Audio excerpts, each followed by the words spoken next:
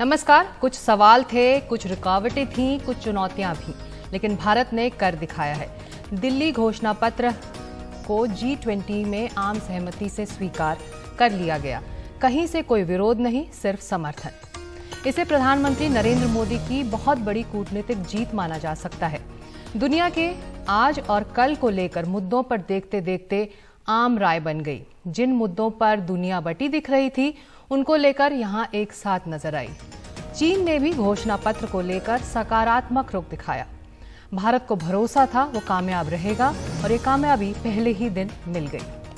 G20 की बैठक भारत की अध्यक्षता में मील का पत्थर बन गई है। महीनों से चल रही बैठकों में ही कामयाबी की कहानी लिख दी गई है।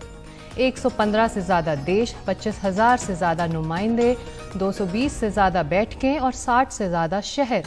नतीजा सबके सामने है। एक धरती, एक परिवार, एक भविष्य।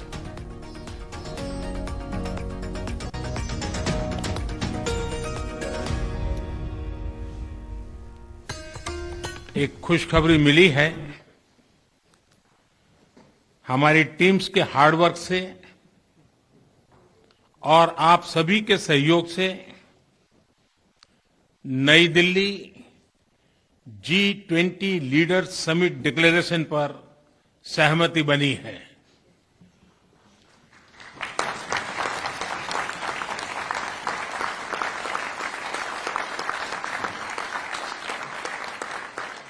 मेरा प्रस्ताव है कि इस लीडर्स डिक्लेरेशन को भी एडॉप्ट किया जाए।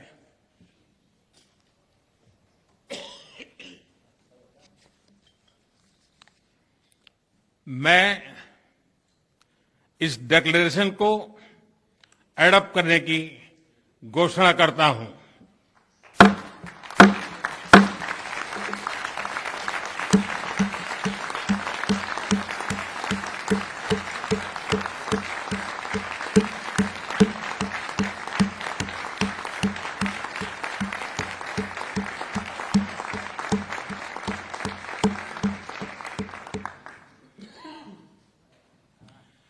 इस अवसर पर मैं हमारे मंत्रीगण, शेरपा और सभी अधिकारियों का हृदय से अभिनंदन करता हूं, जिन्होंने अथाक परिश्रम करके इसे सार्थक किया है और इसलिए वे सभी अभिनंदन के अधिकारी हैं।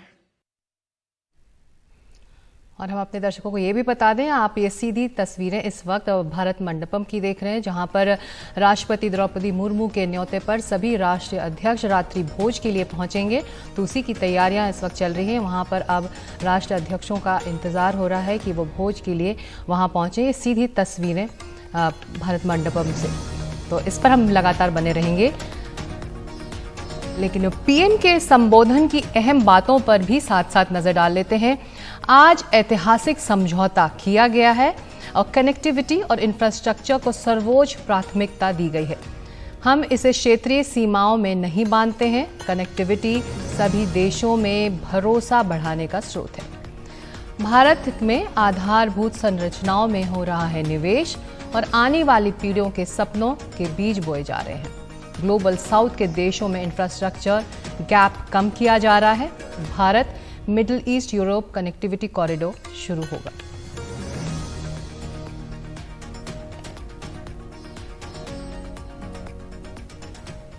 मेरे मित्र राष्ट्रपति बाइडेन के साथ इस इवेंट को को-चेयर करते हुए मुझे हार्दिक खुशी हो रही है। आज हम सब ने एक महत्वपूर्ण और ऐतिहासिक समझौता संपन्न होते हुए देखा है। आने वाले समय में यह भारत, पश्चिम एशिया और यूरोप के बीच इकोनॉमिक इंटीग्रेशन का प्रभावी माध्यम होगा। यह पूरे विश्व में कनेक्टिविटी और विकास को सस्टेनेबल दिशा प्रदान करेगा।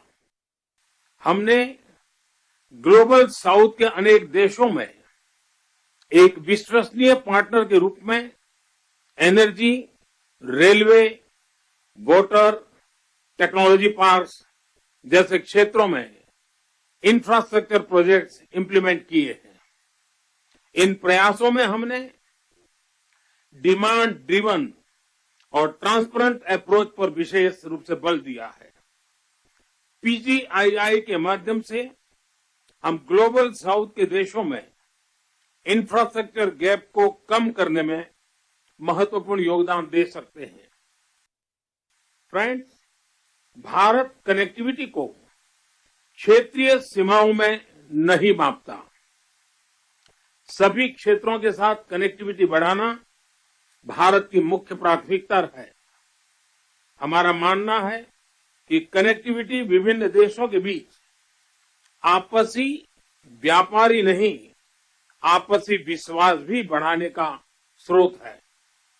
कनेक्टिविटी इनिशिएटिव्स को प्रमोट करते हुए कुछ मूलभूत सिद्धांतों का सुनिश्चित किया जाना महत्वपूर्ण है, जैसे अंतर्राष्ट्रीय नॉर्म्स, रूल्स तथा लॉज का पालन, सभी देशों की संप्रभुता और क्षेत्रीय अखंडता का सम्मान, डेट बर्डन की जगह फाइनेंशियल वायबिलिटी को बढ़ावा देना और पर्यावरण के सभी मापदंडों का पालन करना। आज जब हम कनेक्टिविटी का इतना बड़ा इनिशिएटिव ले रहे हैं, तब हम आने वाली पीढ़ियों के सपनों के विस्तार के बीज बो रहे हैं। मैं इस ऐतिहासिक अवसर पर सभी लीडर्स को मैं बहुत बहुत शुभकामनाएं देता हूं और सबका बहुत बहुत धन्यवाद करता हूं। और इस पूरे आयोजन के लिए और पहले दिन के आयोजन के लिए अमेरिका के राष्ट्रपति जो बाइडेन ने प्रधानमंत्री मोदी को धन्यवाद दिया।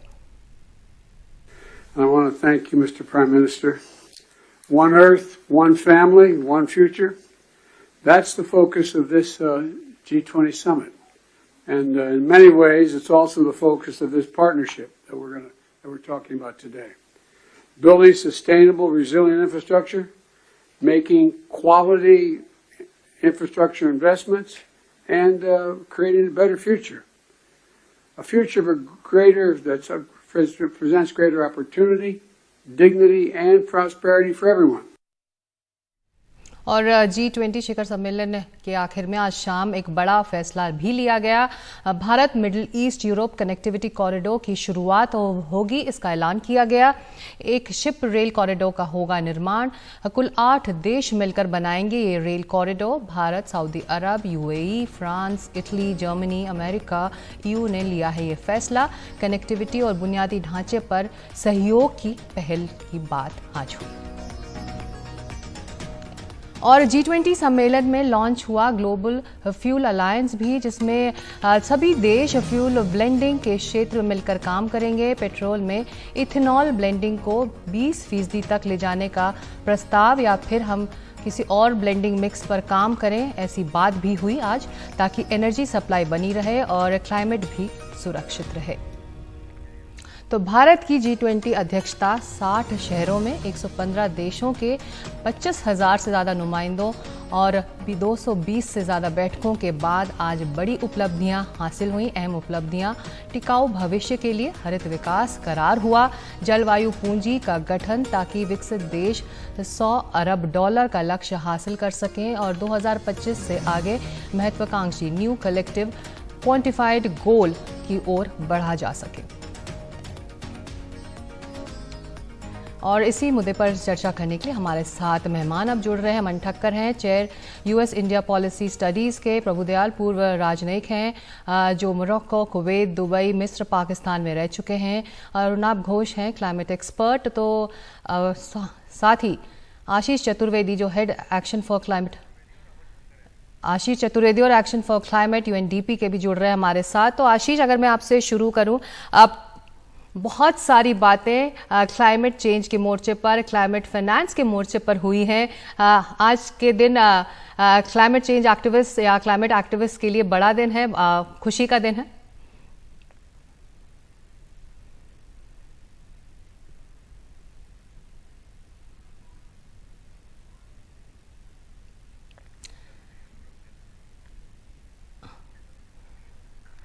आशीष के पास हम चलेंगे। शायद आशीष इस वक्त हमारे साथ जुड़ नहीं पाए हैं, तो अमन ठक्कर हमारे साथ हैं। चलते हैं अमन के पास। अमन, जो बात मैं आशीष से भी पूछना चाह रही थी, क्लाइमेट चेंज के मोर्चे पर, क्लाइमेट फाइनेंस के मोर्चे पर बहुत सारे ऐलान हुए हैं। तो एक तरह से कहा जाए कि क्लाइमेट चेंज इकोनॉमिक मुद्दा, जियोपॉलिटिकल मुद्दा है और G20 के लिए अब या फिर कहें G21 के लिए अब बड़ा मुद्दा भी है, और ये इस जॉइंट डिक्लेरेशन में भी साबित हो गया है। इससे पहले कि मैं आपका जवाब सुनूं, ये सीधी तस्वीरें हैं भारत मंडपम से, जहां पर राष्ट्रीय अध्यक्षों को रात्रि भोज के लिए न्योता दिया गया है। राष्ट्रपति द्रौपदी मुर्मू का न्योता गया है सभी राष्ट्रीय अध्यक्षों को, और अब से कुछ देर में सभी राष्ट्र प्रमुख यहां पहुंचना शुरू हो जाएंगे। आप देख सकते हैं सीधी तस्वीरें।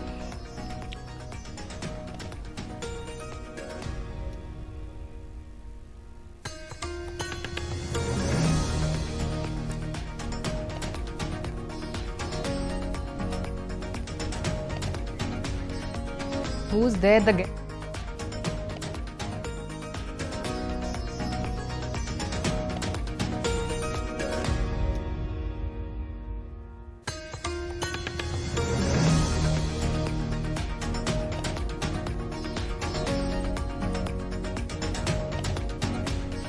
और अब उमा शंकर सिंह और हमारी सहयोगी कादम्बनी शर्मा हमारे साथ जुड़ रहे हैं, और ये सीधी तस्वीरें उमा और कादम्बनी हम तक पहुंच रही हैं। रात्रि भोज का आयोजन है आज सभी राष्ट्र प्रमुखों के लिए, और आगे की क्या फॉर्मेलिटीज होने वाली हैं, सीधी तस्वीर हम देख सकते हैं इस वक्त।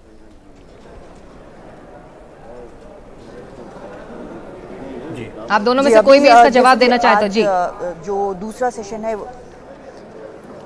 जी दूसरा सेशन खत्म हुआ है, उसके बाद आज आप देख रही होंगी कि जो सीधी तस्वीरें आ रही हैं उसमें राष्ट्रपति मुर्मू भी मौजूद हैं, और यहाँ पर लीडर्स लाउंज के बाद ये डिनर के लिए जाएंगे। वहाँ पर डिनर होगा, और आप देखेंगे कि ये एक जो डिनर है आमतौर पर एक परिपाटी है, एक प्रक्रिया है। इस तरह की समिट्स जब होती हैं उसमें लाउंज में लीडर्स आपस में बात करते हैं, उसके बाद इस तरह का एक डिनर होता है। और क्योंकि जो लीडर्स हैं वो इतनी संख्या में ज़्यादा है, आमतौर पर हम राष्ट्रपति भवन में देखते हैं, लेकिन इस बार यहाँ पर मंडपम में ही इंतजाम किया गया है। जी बिल्कुल, और ये डिनर जो है ये आज का एक तरह से आखिरी इवेंट है, लेकिन सबसे बड़ी बात है कि जो डिनर हो रहा है ये आज बहुत ही एक खुशनुमा माहौल में हो रहा होगा, क्योंकि भारत को आज बड़ी कामयाबी मिली है, और जो न्यू दिल्ली लीडर्स डिक्लेरेशन है उस पर आम सहमति बन गई। इसके अलावा अफ्रीकन यूनियन को आज G20 ग्रुप में शामिल कर लिया गया, और जो कॉरिडोर है भारत, यूरोप और मिडिल ईस्ट का, उस पर भी एक सहमति बन गई। तो आज जो है उपलब्धियों का दिन है, कई बड़ी जो सहमतियाँ हैं वो बनी हैं, और आम सहमति से सब कुछ हुआ है। और सबसे बड़ी बात कि 83 पैराग्राफ का जो जॉइंट डिक्लेरेशन सामने आया है, उसके हर पैरा पर जो है वो आम सहमति है। किसी तरह का कोई फुट नोट नहीं है, किसी तरह की कोई शर्त नहीं है, और सारे देश जो हैं वो इस पर एकमत हैं। तो ये अपने आप में बड़ी उपलब्धि है। और इसी तौर पर विदेश मंत्री ने जब ब्रीफिंग की तो उन्होंने ये बताया, अमिताभ कांत जो कि शेरपा हैं भारत के G20 के, तो उन्होंने भी ये बात बताई और कहा कि किस तरीके से ये जो भारतीय अध्यक्षता रही है वो एक उपलब्धियों वाला रहा है, और साथ में ग्लोबल साउथ को जो आवाज़ दी है उसको भी एक मजबूती मिली है अफ्रीकन यूनियन को G20 में शामिल करने से। जी, सीधी तस्वीरों में हम देख रहे हैं कि रात्रि भोज की शुरुआत हो चुकी है। वहाँ पर गेस्ट सब पहुँच रहे हैं। इस समिट के लिए मिलेट्स एक तरह से खाने की मेज़ पर, खाने की प्लेट पर हावी रहे हैं पिछले कई दिनों से। हमने देखा भी, ये लाइव विजुअल्स भी है। कादम्बनी, तो मिलेट्स भी आज परोसा जाएगा राष्ट्रीय अध्यक्षों को? बिल्कुल, लगातार। और सिकता ये सिर्फ आज की बात नहीं है, बल्कि भारत ने ईयर ऑफ मिलेट्स इसको घोषित किया है इस साल को। और लगातार हम जहाँ भी गए हैं ऑफिशियल फंक्शंस में, वहाँ हमने देखा है कि या तो पूरे डिशेज ही मिलेट्स के होते हैं या फिर कुछ ना कुछ ऐसे आइटम ज़रूर होते हैं। क्योंकि अब जो एक लाइफ मिशन की बात कही गई है एनवायरनमेंट के लिए, उसमें एक तरह से ये भी शामिल होता है। पीएम मोदी ने इसके लिए किया था, लाइफ जो मिशन है उसके लिए। तो उसमें एक चीज़ ये भी शामिल होती है जो कि अब हर जगह आपको नज़र आएगी, और ये इसको बढ़ावा सरकार की तरफ से दिया जा रहा है, तो निश्चित तौर पर यहाँ भी नजर आएगा, मिलेट्स के एक से एक पकवान नजर आएंगे। और इसमें जो एक हमारे पास जो मेन्यू आया है उसमें पात्रम जो है वो ब्रीथ ऑफ फ्रेश एयर, यानी कि अगर ये हिंदी का अगर हम जो व्यंजन की जो लिस्ट है उसमें पात्रम में ताज़ी हवा का झोंका, इसमें दही के गोले और भारतीय मसालेदार चटनी से सजे कंगनी श्री अन्न लीफ क्रिस्प, दूध गेहूं और मेवा युक्त ये जो है ये एक शुरुआती भोजन है। मुख्य भोजन में वनवर्णम मिट्टी के गुण ये नाम रखा गया है। भारतीय रोटियां इसके साथ मुंबई पाव है और बाकर खानी है जो कि इलायची के स्वाद वाली मीठी रोटी जिसको कहते हैं, और मधुरिमा यानी कि स्वर्ण कलश, इसमें भी एक व्यंजन जो है पेश किया जा रहा है। पेय पदार्थ में कश्मीरी कहवा है, फिल्टर कॉफ़ी है, दार्जिलिंग चाय है। और अगर मिलेट की बात करें, जो आप मिलेट की बात करी थी उसके बारे में लिखा गया है कि मिलेट जो है वो पोषक अनाज है जिससे बेहतरीन भोजन माना जाता है और विटामिन, खनिज, आहार, फाइबर जैसे पोषक तत्वों से ये युक्त होता है। तो इस मेन्यू के साथ आज जो ये रात्रि भोज है वो प्रधानमंत्री भी वहाँ मौजूद हैं और राष्ट्रपति ने ये जो रात्रि भोज है वो दिया है तमाम G20 के नेताओं के लिए और बाकी अतिथियों के लिए भी। जी, आप दोनों के जाने से पहले एक आखिरी सवाल, आप लोगों के लिए भी लंबा दिन रहा है आज का, तो कल के लिए क्या एजेंडा है? आखिरी सेशन है कल किन मुद्दों पर बातचीत आगे बढ़ सकती है? कादम्बनी और उमा। जी, अभी वैसे तो जो डिग्निटरीज हैं वो रात्रि भोज के लिए चले गए हैं, लेकिन हमारा काम अभी थोड़ा बाकी है। उसके बाद कल का जो है, कल तीसरा सेशन होगा जो कि वन फ्यूचर जिसका नाम है, वहाँ पर आगे की चीज़ों पर डिस्कशन होगा। लेकिन मुझे लगता है कि वो थोड़ा हल्के माहौल में, मतलब रिलैक्स माहौल में होना चाहिए क्योंकि दिल्ली डिक्लेरेशन तो आ गया है। जी बिल्कुल सिकता, देखिए हुआ ये है कि जो उम्मीद की जा रही थी कि आउटकम ये जो ज्वाइंट डिक्लेरेशन है वो कल आएगा, लेकिन क्योंकि आज ही आ गया है तो सभी लोग थोड़े रिलैक्स हो गए हैं। और एक तो एक मंत्रालय के जो अधिकारी हैं वो हमें कहते भी नज़र आए, उन्होंने ये कहा कि कल आप लोग भी रिलैक्स रहेंगे क्योंकि जो मुख्य काम था वो आज हो गया है। तो जिस तरह की उपलब्धियां आज सामने आई हैं, जिस तरह के समझौते और सहमतियां आज बन गई है, तो कल का जो सेशन है का औपचारिक सेशन रह गया है। सुबह जो राजघाट जाएंगे महात्मा गांधी को श्रद्धांजलि देने तमाम नेता, और उसके बाद जो तीसरे सत्र की बैठक होगी और उसके बाद जो इसका समापन है वो होगा और इस तरह से G20 शिखर बैठक दिल्ली का जो है वो समापन होगा। सिकता, आप लोगों को भी अब रिलैक्स करना चाहिए। हम लौटेंगे आप लोगों के पास। फिलहाल इस अपडेट के लिए शुक्रिया। उम्मीद करते हैं कि जो प्रेस लाउंज है वहाँ पर कुछ इंतज़ाम ज़रूर है सभी पत्रकारों के लिए। उमा, आप कल खुश नहीं थे वहाँ के खाने पीने से, तो शायद आज, क्योंकि आज बड़ा दिन है, खुशी का दिन है, तो शायद आप लोगों के लिए कुछ अच्छा परोसा जाए। लौटेंगे आप लोगों के पास। फिलहाल अपडेट के लिए शुक्रिया उमर कादम्बनी। और हम लौटते अपने मेहमानों के पास। Aman Thakkar, chair US India policy studies, Prabhudayal पूर्व राजनयिक हैं, और साथ ही अरुणाभ घोष जो क्लाइमेट एक्सपर्ट हैं।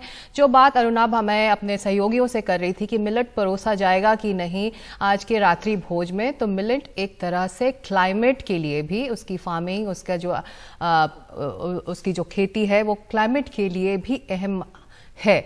ऐसे में आज का दिन एक क्लाइमेट एक्टिविस्ट के लिए किस तरह का रहा? आपके लिए सबसे बड़ी बात इस जॉइंट डिक्लेरेशन से क्या निकल कर आई है? ये एक तो बहुत ही महत्वपूर्ण जॉइंट डिक्लेरेशन है क्योंकि उस डिक्लेरेशन में केवल कंसेंसस नहीं है 83 पैराग्राफ्स का, लेकिन उसमें एक हरित विकास समझौता, ग्रीन डेवलपमेंट पैक्ट पे काफी सारे पैराग्राफ्स हैं और ये पहले कभी हुआ नहीं है, इसलिए ये बहुत ही महत्वपूर्ण है। इसमें सबसे पहले जो बात आती है वो है हमारे सतत विकास के लिए जो जीवन शैली है, लाइफस्टाइल फॉर सस्टेनेबल डेवलपमेंट, वो एक प्रमुख बात निकलता है इस जॉइंट डिक्लेरेशन से। और उसके ऊपर ये जो ऊर्जा संक्रमण हो रहा है उसके लिए tripling of renewable energy by 2030, एक ग्लोबल बायोफ्यूल्स अलायंस का घोषणा, फिर ग्लोबल हाइड्रोजन, ग्रीन हाइड्रोजन का इनोवेशन सेंटर का घोषणा, और ये भी एक इम्पॉर्टेंट बात निकलती है इस जॉइंट डिक्लेरेशन से। एक और चीज जो निकलता है कि इस साल इंडिया के G20 प्रेसिडेंसी में क्लाइमेट फाइनेंस और सस्टेनेबल फाइनेंस को एक साथ जोड़ा गया है। कि ये ना हो कि सस्टेनेबल डेवलपमेंट के लिए जो पैसा जा रहा है वो क्लाइमेट के लिए ना जाए, या क्लाइमेट के लिए जो पैसा जा रहा है वो बाकी डेवलपमेंट के लिए ना जाए। ये भारतीय G20 प्रेसिडेंसी ने ये पहले से ही तय कर लिया था कि ये फाइनेंशियल इशू हम बहुत ही इस पे गौर से चर्चा करेंगे। और इसीलिए जो काफी महीनों से जो बात चल रही है कि ये सिर्फ बिलियंस की बात नहीं है, ये अब ट्रिलियंस की बात है। सो इस लीडर्स डिक्लेरेशन में अब आ गया है कि 5.9 ट्रिलियन डॉलर्स चाहिए होएगा आपके ये क्लाइमेट गोल्स अचीव करने के लिए डेवलपिंग कंट्रीज के लिए। इसके ऊपर और भी चीजें आ रही हैं, जैसे ओशन इकोनॉमी पे हाई लेवल प्रिंसिपल्स आ गए हैं। और एक और बहुत ही महत्वपूर्ण बात है वो डिजास्टर रिस्क रिडक्शन, आपदा प्रबंधन के लिए जो एक नया वर्किंग ग्रुप बनाया है। ये इसका महत्वपूर्णता इससे बात पता चलता है कि आज ही आप देखिए जो बड़ा ट्रैजिक सा जो अर्थक्वेक हुआ है मोरक्को में, जहां पर 1 महीने और सिर्फ 1 महीने में वर्ल्ड बैंक के मीटिंग्स होंगे इसी बात के लिए कि डेवलपिंग कंट्रीज में जो इंफ्रास्ट्रक्चर बनेगा वो रेजिलिएंट बनेगा, हम डिजास्टर का रिस्क को कम करेंगे। ये सब एक साथ आप जोड़ लें कि लाइफस्टाइल्स की बात, ऊर्जा संक्रमण की बात, फाइनेंस की बात, ओशन इकोनॉमी की बात, आपदा प्रबंधन की बात, ये सब मिलके बन रहा है ये आपका हरित विकास का समझौता। कि विकास एक तरफ और पर्यावरण एक तरफ ये नहीं हो सकता। अब इन भारतीय G20 प्रेसिडेंसी कह रहे हैं कि विकास और पर्यावरण एक साथ जुड़ेगा और उसके लिए ये एक अंतर्राष्ट्रीय समझौता बना है। बिल्कुल, अगर इकोनॉमी की बात होगी, जियोपॉलिटिकल इश्यूज की बात होगी तो क्लाइमेट की भी बात होगी, ये आज साफ हो गया। प्रभुदयाल जी, आज सुबह जब अपने इनॉग्रल भाषण में प्रधानमंत्री ने कहा कि हमको जो अपना ट्रस्ट डेफिसिट है, ग्लोबल ट्रस्ट डेफिसिट, उस पर काम करने की ज़रूरत है, तो एक तरह से उन्होंने एक अंदाज़ा दे दिया था कि शाम होते होते जो न्यू दिल्ली डिक्लेरेशन है उसमें जो स्टिकिंग पॉइंट्स थे, जो मसले थे जिस पर आम राय या सहमति नहीं बन पा रही थी, उसको भारत आयन आउट करने में, स्मूदन करने में कामयाब हो जाएगा या होने वाला है? देखिए, प्रधानमंत्री जी ने ये जाहिर कर दिया है कि किस तरह से अच्छी लीडरशिप से कुछ भी हासिल हो सकता है। प्राइम मिनिस्टर मोदी एक हैंड्स ऑन प्राइम मिनिस्टर हैं, जो ये इस बात में विश्वास करते हैं कि लीडर को साथ साथ आगे चलना चाहिए और उसके साथ साथ जो काम कर रहे हैं उनके साथ चलेंगे। एक बहुत ही बेहतरीन टीम उन्होंने बनाई और उसका नतीजा हमारे सामने है कि इतनी अच्छी तरीके से ये G20 समिट कंसीव की गई, इसमें कंटेंट डाला गया और फाइनली ये समिट बहुत सफल हुई। तो मेरे विचार में सबसे बड़ी बात यह है कि ये बिग पिक्चर जो हमारे सामने आती है वो ये है कि भारत ने कर दिखाया जो वो करना चाहता था। एक और बहुत महत्वपूर्ण बात है, भारत हमेशा से ये कहता आया है कि हमारा विजन है एक सस्टेनेबल, इंक्लूसिव और इक्विटेबल दुनिया की। और अगर आप ये डिक्लेरेशन को देखें, इसमें बहुत सी ऐसी बातें शामिल की गई हैं जो यही दर्शाती हैं कि जो हम बात करते आए हैं उसको हम हासिल कर रहे हैं। हम सिर्फ बात ही नहीं करते, हमने एक रोड मैप बना लिया है आगे किस तरह से जाया जाएगा उसके बारे में। और एक और बात तो सबको स्पष्ट हो ही गई कि अगर प्रधानमंत्री कहते आए हैं कि सबका साथ सबका विकास, तो वो जो ग्लोबल साउथ की कंट्रीज हैं उनको कितनी बेहतरीन तरीके से उन्होंने इस समिट में शामिल किया। आपने कहा कि इसको G20 से G21 बना दिया। मेरे विचार में G21 नहीं है तो G120 बना दिया। अफ्रीकन यूनियन के साथ साथ उसके 50 कंट्रीज जो हैं उसके मेंबर्स वो आ गई। बहुत से अहम ऐसे देश हैं जो इनवाइटेड कंट्रीज थे। इसके अलावा इंटरनेशनल ऑर्गेनाइजेशंस को शरीक किया। तो हर तरह से प्रधानमंत्री ने ये कोशिश की कि ज्यादा से ज्यादा ऑर्गेनाइजेशन जो कंट्रीज को इसमें शामिल किया जाए ताकि हम साथ काम करें और आगे का रास्ता जो है अच्छा बनाते रहें। जी, अमन ठक्कर, आप ये जॉइंट डिक्लेरेशन एक बड़ी कामयाबी भारत के लिए है, भारत की प्रेसिडेंसी के लिए है। ऐसे में इस समिट के बाद आप जो जियोपॉलिटिकली भारत की पोजीशनिंग क्या होने वाली है? बार बार ये कहा जा रहा है कि भारत अगुवाई करेगा ग्लोबल साउथ देशों की, आवाज़ भारत दे रहा है ग्लोबल साउथ देशों को, जगह भी उनकी बनाकर दे रहा है। जैसे कि आज अफ्रीकन यूनियन के देशों को शामिल कराया गया, भारत ने ही सभी देशों को इस पर सहमति बनाने के लिए राजी किया। तो ऐसे में इस समिट के बाद आप भारत का जियोपॉलिटिकली और वैश्विक स्तर पर किस तरह से पोजीशनिंग अब देख रहे हैं? जी, ये एक बहुत इंपॉर्टेंट पॉइंट है, क्योंकि आप अगर देखें कि जो यूक्रेन पे जो उन्होंने स्टेटमेंट अग्रीमेंट कंसेंसस बनाया है जो G20 मेंबर स्टेट्स के साथ, तो आप अगर देखें तो जो अमिताभ कांत ने अभी एक इंटरव्यू दिया, आई थिंक कि उन्होंने 4 देशों के शर्पा के साथ काम किया, इंडोनेशिया, ब्राजील और South Africa, as well as the Indian sherpa जो अमिताभ कांत है। तो अगर आप वो देखें तो वो 3 कंट्रीज, इंडोनेशिया पहले 2022 के प्रेसिडेंट हुए थे G20 के, ब्राजील अगले प्रेसिडेंट बनेंगे और उसके बाद साउथ अफ्रीका प्रेसिडेंट बनेंगे। तो आप देख सकते हैं कि जो भारतीय नेगोशिएटर्स थे, जो शर्पा थे, एक्सटर्नल अफेयर्स मिनिस्टर थे, प्रधानमंत्री थे, उन्होंने ये आगे की जियोपॉलिटिक्स देख के, समझ के उन्होंने उन शर्पा के साथ जॉइंट कोऑर्डिनेशन करके वो यूक्रेन का स्टेटमेंट बनाया। वो एक पहली बात है जो आप देख सकते हैं कि जो जियोपॉलिटिक्स की तरफ से इंडिया, सारी डेवलपिंग कंट्रीज जो आगे जाके G20 की प्रेसिडेंसी होल्ड करेंगे और जो पहले G20 की प्रेसिडेंट होल्ड कर रहे थे, उनको यूनाइट करके एक यूक्रेन का स्टेटमेंट बनाया। दूसरी बात ये कि जो क्लाइमेट पे जो अभी अरुण आप बात कर रहे थे कि आगे देखते हुए उन्होंने भी अभी क्लाइमेट पे इतना फोकस किया है कि इंडिया अब एक अहम कंट्री, भारत एक अहम कंट्री होगी जो COP27 जो अभी अबू धाबी में होस्ट होगी फरवरी 2024 में, तब वहां पे इंडिया के जो ये डिक्लेरेशन हुए, ये जो कोऑर्डिनेशन हुए, अनाउंसमेंट्स और इनिशिएटिव्स हुए दिल्ली डिक्लेरेशन में, वो भी आगे बढ़ते जाएंगे। तो वो भी वहां पे आप अगर देखें, एक और इंटरनेशनल फोरम में इंडिया ने और भारत ने अपने इनिशिएटिव्स को आगे बढ़ाते हुए, आगे जाते हुए उन्होंने देखा है कि वो कंटिन्यू होते रहेंगे। और तीसरी बात मैं एक कहूं कि जो आप आगे जियोपॉलिटिक्स में देखने जाएंगे, यूएस के राष्ट्रपति जो बाइडेन ने प्रधानमंत्री को इनवाइट किया है नवंबर की एपेक समिट में। ये बात भी बहुत चर्चा हो रही है कि शायद प्रधानमंत्री क्वाड लीडर्स की सारे लीडर्स को बुलाएंगे रिपब्लिक डे जनवरी के लिए। तो आप अगर देखते जाएंगे तो ये भी आगे बढ़ते जा रहे हैं, जो यूनाइटेड स्टेट्स के साथ वो फ्रेंडशिप बनती जा रही है, पार्टनरशिप बनती जा रही है, वो भी आगे बढ़ते जाएंगे। तो आप अगर देखेंगे तो ये जियोपॉलिटिक्स में जो ये स्टेप्स जो आज लेके गए, जो भी G20 में भी हुआ है और G20 के आजू बाजू भी हुआ है, जो बायलैटरल्स हुए हैं, जो इनिशिएटिव्स अनाउंस हुए हैं bilaterally as well as G20 के डिक्लेरेशन में, इंडिया ने अभी नेक्स्ट 6 महीने के लिए बहुत सारे इनिशिएटिव्स सीड किए हैं जो आगे ग्रो होते जाएंगे 6 महीने तक, फिर बाकी के 2 G20 प्रेसिडेंसीज के तक। और आप अगर ऐसे कहें कि अफ्रीकन यूनियन को एक परमानेंट मेंबर बना दिया है तो वो भी आगे बढ़ता जाएगा। ये बहुत ही अहम और महत्वपूर्ण अनाउंसमेंट्स है जो इंडिया के जियोपॉलिटिकल अलाइनमेंट्स को बहुत बहुत अहम तरीके से बढ़ावा देंगे।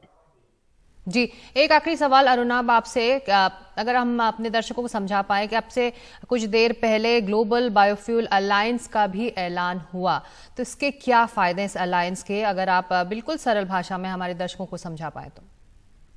देखिए, हमारे गाड़ियां फ्यूल पे चलती हैं, ठीक है, हम इलेक्ट्रिक व्हीकल्स की तरफ निकल रहे हैं, लेकिन लिक्विड फ्यूल्स जो होते हैं वो उनका जरूरत रहेगा। शिपिंग में ले लीजिए, लॉन्ग डिस्टेंस ट्रांसपोर्ट में ले लीजिए, सस्टेनेबल एविएशन के लिए ले लीजिए, इन सब के लिए बायोफ्यूल्स की जरूरत पड़ेगी। अब इस अलायंस को घोषणा करते हुए भारत ने 3 चीजें की हैं। एक तो जिसे कहते हैं कि एक्शन एजेंडा जो था, एक एक्शन ओरिएंटेशन जो था G20 के प्रेसिडेंसी में, वो इसका एक उदाहरण बन जाता है कि हम सिर्फ बात नहीं करेंगे, हम एक्शन लेंगे, और एक्शन लेने के लिए ये एक नया अलायंस खड़ा कर दिया। दूसरी ये बात है कि कुछ साल पहले भारत ने फ्रांस के साथ इंटरनेशनल सोलर अलायंस का घोषणा किया था। उसमें 114 देश अब शामिल, 115 देश शामिल हो गए हैं, लेकिन उसमें सब सहारन अफ्रीका के काफी देश के साथ मिलजुल के हम काम कर रहे हैं। अब ये ग्लोबल बायोफ्यूल्स अलायंस के साथ हम लैटिन अमेरिका, साउथ अमेरिका के देशों के साथ, पर्टिकुलरली ब्राजील, जिनका जो अब G20 प्रेसिडेंसी लेगा हमारे हाथों से, उनके साथ हमारा एक रिलेशनशिप बनेगा। और तीसरा जो मूल मुद्दा है इसमें, ये ग्लोबल साउथ और ग्लोबल नॉर्थ का एक ब्रिज बन जाता है कि इसमें हम जो एक नॉर्मली क्लाइमेट नेगोशिएशन में होते हैं कि एक तरफ डेवलप्ड कंट्रीज हैं, दूसरी तरफ विकासशील कंट्रीज हैं, ये बात को हम ब्रिज कर सकते हैं कि देखिए ये क्लाइमेट चेंज जो है ये हम सब पे प्रभाव कर रहा है। कनाडा में भी वाइल्ड फायर्स हो रहे हैं, इंडिया में भी ड्राउट हो रहा है। तो इन सब को अगर हमें सॉल्व करना पड़े तो हमें एक मिलजुल के एक समझौता करना पड़ेगा, एक अलायंस बनाना पड़ेगा। और ये ग्लोबल बायोफ्यूल्स अलायंस एक और उदाहरण बनता है, उसी दिशा में एक कदम है और एक बड़ा कदम माना जाएगा ये क्लाइमेट चेंज और क्लाइमेट की दिशा में। वॉइस ऑफ ग्लोबल साउथ नहीं, ब्रिज टू ग्लोबल नॉर्थ बन जाता है इस हिसाब से। बिल्कुल बिल्कुल। और सीधी तस्वीरें अब रात्रि भोज की आ रही हैं भारत मंडपम से, तो इस खबर पर भी हम लगातार नजर रखे हुए हैं। बहुत शुक्रिया अमन ठक्कर, प्रभुदयाल जी और अरुणाब इस चर्चा में शामिल होने के लिए।